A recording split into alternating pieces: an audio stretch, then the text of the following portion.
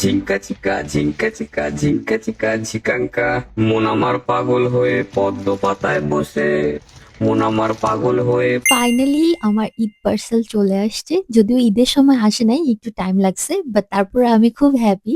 সবাই বুঝতে পারবে আমার এই হ্যাপিনেসটা যারা দেশের বাইরে থাকে অ্যান্ড বাংলাদেশ থেকে পার্সেল আসে, সামথিং ডিফারেন্ট। এই জন্য আমি হচ্ছে কোনো কিছু রেডি টেডি না হয়ে এই লুকেই আমি এখন পার্সেল আনবক্স করতে বসে যাচ্ছি। আর এই ঈদ পার্সেলটা আমার আব্বু ঈদের কিছুদিন আগে পাঠাইছে, কিন্তু তখন ওরা বলেই দিছিল যে ওয়ারের টাইমে খুব তাড়াতাড়ি পৌঁছাবে না হয়তোবা। একটু দেরি হয়েছে পাঠাইতে অনেস্টলি। বাট তারপরও পার্সেলটা অনেক তাড়াতাড়ি আসছে। এটা ঈদের কয়েকদিন পরই আসবে, এটা আমি এক্সপেক্ট করিনি। মোটামুটি তাড়াতাড়ি পৌঁছেছে। So let's unbox my parcel with me. Bangladesh থেকে পার্সেল আসলে আমরা সবাই অনেক এক্সাইটেড থাকি, বাট এই এক্সাইটমেন্টের ঠেলায় কিন্তু আমরা অনেক সময় ইন্ডিকেটর দিয়ে বক্সটা কেটে ফেলতে চাই। আর তখন ভিতরে কাপড় থাকলে কাপড়টা কেটে যাওয়ার চান্সেস অনেক হাই। আমি এটা আমার নিজের এক্সপিরিয়েন্স থেকে বলতেছি। আমার এই পার্সেলটা পাঠানো হয়েছে বাংলাদেশ পোস্ট অফিসের মাধ্যমে। আমি বাংলাদেশ থেকে জার্মানিতে যতবার পার্সেল আনাইছি সবসময় আমি জিপিওর মাধ্যমেই আনাইছি। জার্মানিতে আমার পার্সেল গুলো আসতে সবসময় 15 থেকে 17 দিনের মতো টাইম নিয়েছে। কিছু কিছু ক্ষেত্রে ওদের 10-12 দিনের মধ্যেও ডেলিভারি হয়ে যায়, কিন্তু মোস্ট অফ দ্য টাইম 17 থেকে 18 দিনের মতো লাগে। তোমরা যারা আমার লাস্ট ভিডিওতে আস্ক করতেছিল যে পার কেজিতে কত টাকা রেট, আমি তোমাদেরকে আমার ভিডিও ডেসক্রিপশনে একটা লিংক দিয়ে দিব, যেটা হচ্ছে বাংলাদেশ পোস্ট অফিসেরই ওয়েবসাইট, যেখানে লেখা আছে যে কোন কান্ট্রিতে পার কেজিতে কত টাকা।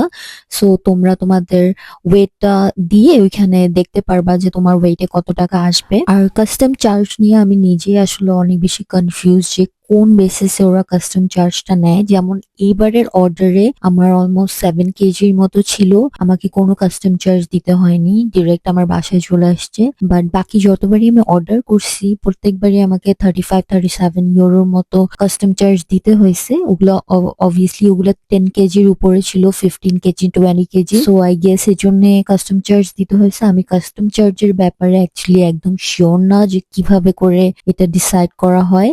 সো চলো এখন বাংলাদেশ থেকে আমার কি কি আইটেম আসছে সেটা তোমাদের সাথে শেয়ার করি। ফার্স্টেই তো দেখতে পাচ্ছ আমার আর ওয়াসিফের কয়েকটা হুডি আসছে, দেন আমার কয়েকটা 3 পিসের সেট আসছে যেগুলোর সাথে কালার ম্যাচিং করা ওয়াসিফের পাঞ্জাবি আসছে। তোমরা আমাকে এসব আইটেমের কোনো ডিটেলস জিজ্ঞেস করো না গাইস, কারণ আমি এগুলো কিছু জানি না। এই আইটেমগুলো অ্যাকচুয়ালি আমার আব্বু আর আমার বোনদের তরফ থেকে আমার জন্য, ওয়াসিফের জন্য ঈদের গিফট। সো আমি অ্যাকচুয়ালি ওভাবে বলতে পারবো না যে ওরা কোথা থেকে কি নিছে।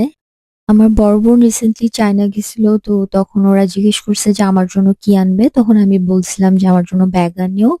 সো ওরা আমার জন্য ব্যাগ আনছে ওখান থেকে। আর এগুলো হচ্ছে আমার বোন রিসেন্টলি যেখানে যেখানে ট্রাভেল করছে ওই সুভিনিয়ার গুলো আমাকে পাঠাইছে, কারণ আমি কিন্তু ফ্রিজ ম্যাগনেট জমাই অনেক। এখানে শ্রীলঙ্কা, মালদ্বীপস আর চায়নার সুভিনিয়ার আছে। এই দুইটা ব্যাগ আমার বোন চায়না থেকে আমার জন্য আনছে। আমি আমার ড্রেসগুলো তোমাদেরকে একটু ওপেন করে ডিটেলস দেখাচ্ছি। Hope you guys enjoyed my blog. Please do subscribe to my YouTube channel and follow my Facebook page Hello from Germany. Thanks for watching.